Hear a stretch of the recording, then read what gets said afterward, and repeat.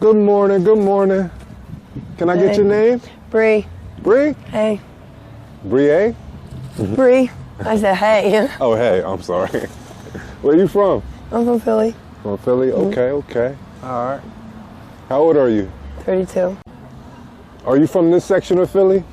I'm from the Northeast. From Northeast? Okay. So what brings you out here to Kensington?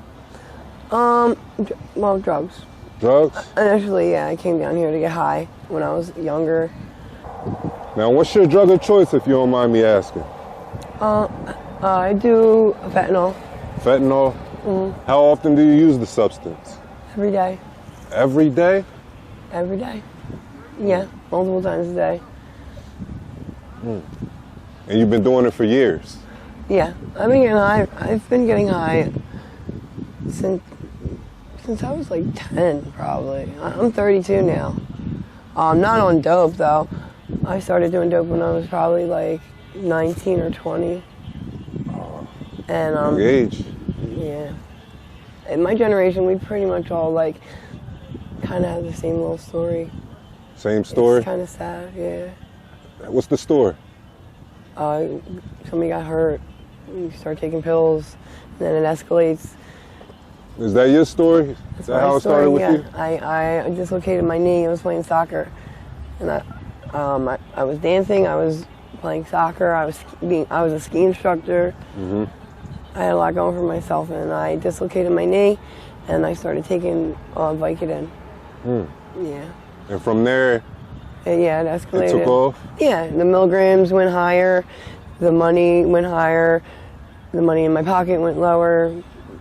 The crime that I had to commit went higher, so I could make more money, and then eventually, like, honestly, they stopped making the pills that I needed, so right. I was seeking something else, and somebody told me about heroin.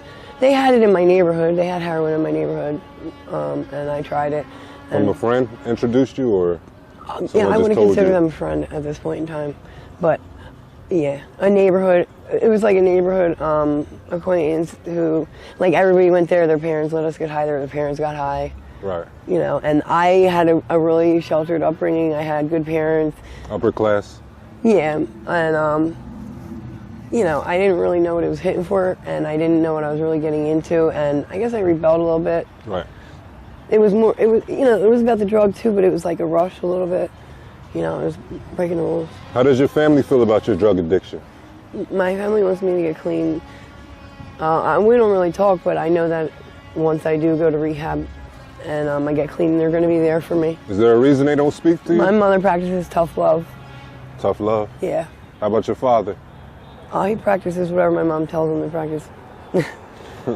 No, my dad loves me. He's had a lot of addiction in his family. Neither one of my parents are addicts. You have any siblings, or are you only child? I have a sister and a brother, but we have different mothers. Well, my dad, we have my dad in common. But I was raised with them, and they're both addicts. They're both addicts also? Yeah. Oh, so your family's dealing with a lot. I mean, they're both recovered, actually. Oh, they recovered? Yeah.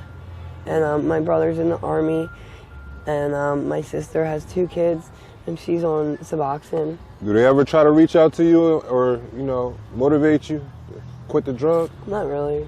I mean, I think everybody's really hurt, and it's like kind of like hush-hush type of thing. My brother's mom, she overdosed on heroin. And my sister's mom was an alcoholic who died. It's really messed up. Like, we had really good childhood, really good upbringing, so we were the kids that didn't have a messed up life and still turned out this way. Right. So I know I can do it. I've been to rehab before and I was successful. So I'm going to get back there. What's your expectations in life after rehab, after getting clean? I want to get married. I want to have, I just want to be regular and have like a house and pay bills. Do you want to get married to the boyfriend you have now, or? Yeah. I want us to get clean together. We've done it before. I see he's out here with you, right? Yeah, he just did a year in jail too, and he's not using right now. So I need to go away before that. I don't want to affect him like that. Is it easy getting money for your addiction? Is it hard? It's not that it's easy, it's familiar now. You know, it's kind of like habitual at this point. You know, I'm down here enough. I'm a hustler. I can sell a brown paper bag if I needed to, which, you know, I learned that from being down here. But is it easy? No, every day is a struggle, and every day I'm hurt by it, and every day I'm tired of it. Right. But I do what I gotta do. I don't rely on nobody. What's your ways of acquiring funds for your habit? I sell works. I sometimes, you know, I sell, somebody that I know, Boost, sells it to me, and I sell that. Really, like, I'm like an opportunist. I try not to break the law too much. I try to do a little honest stuff. I try to help people out, clean. Sometimes I do break the law. Yeah, boosting is breaking the law. But I do what I gotta do, you know. I'm not prostituting anymore. I was prostituting for the first year that I was out here. Right. But I'm not doing that anymore. How did that work out for you? I mean, it worked out how you could imagine. I made the money. I got into a lot of messed up situations. Bad situations, right? But I learned a lot, and I still learn a lot every single day. I've come so far by being a homeless addict down here, and I really have become a better person. Did you make a lot of money?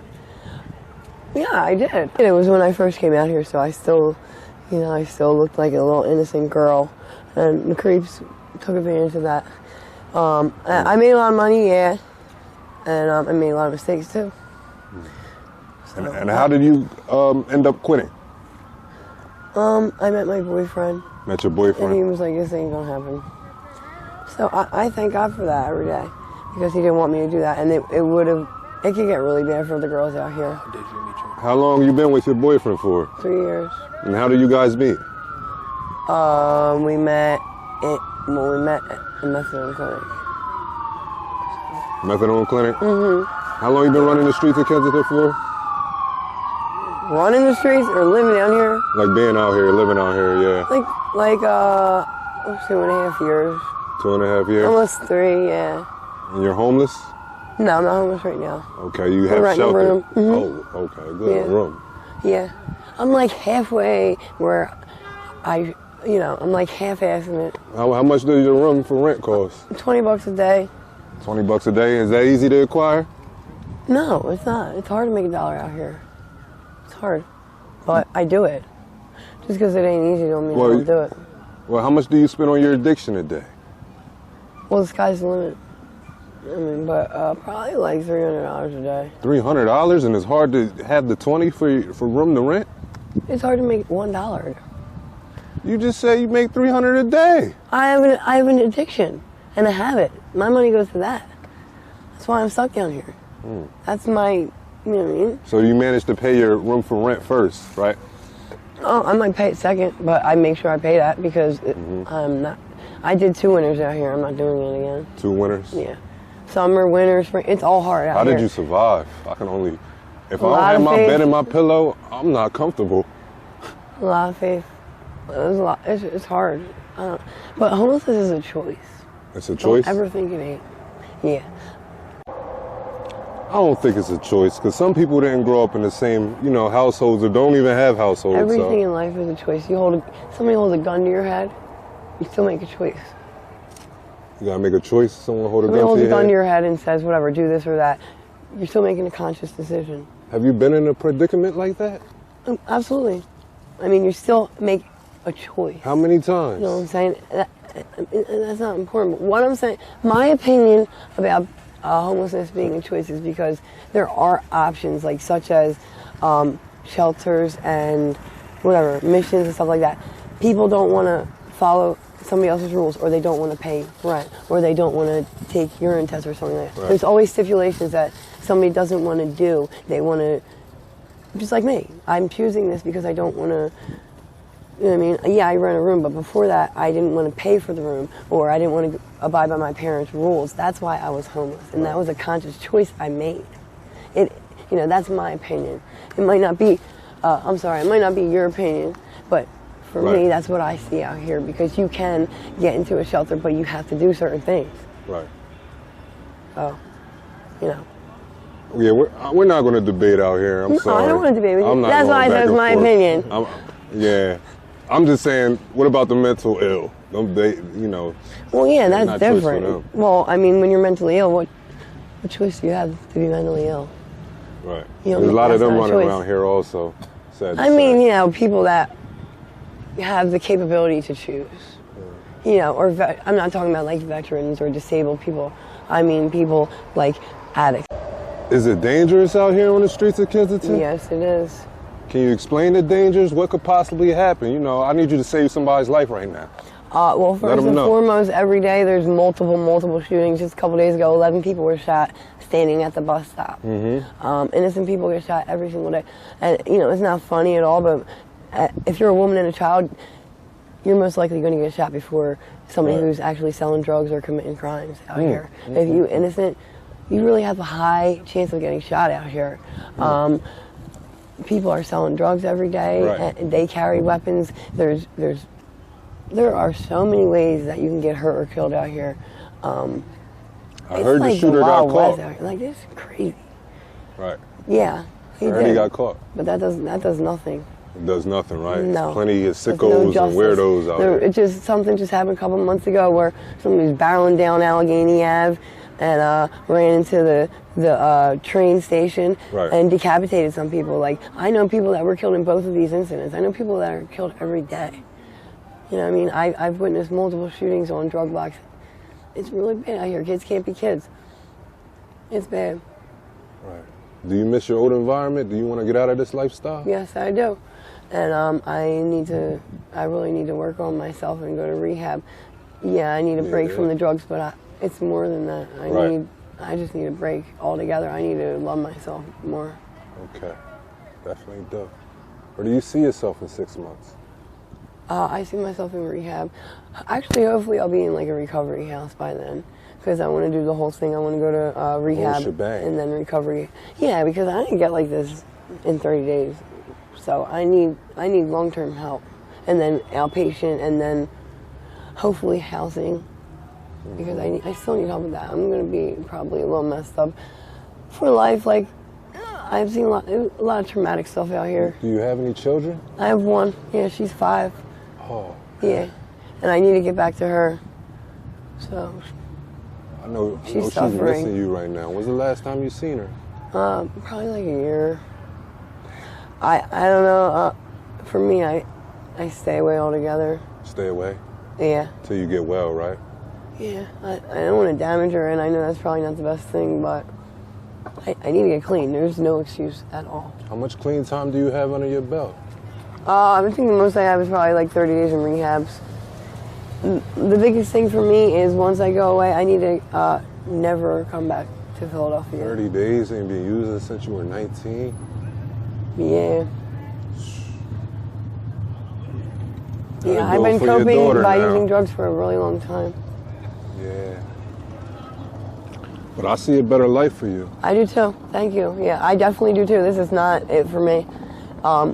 You know, God only has given me what I can handle, and I know that He has a better choice for me. I know that for a fact.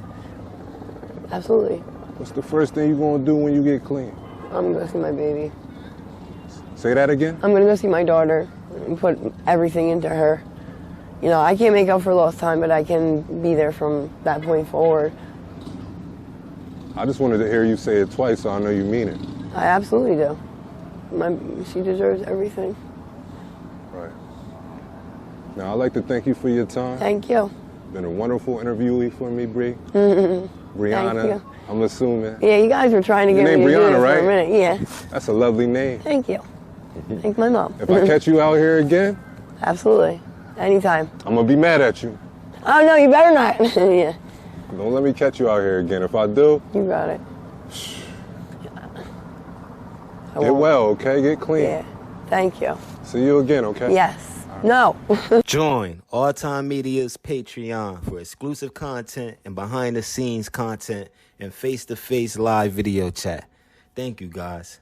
The link is in the description below.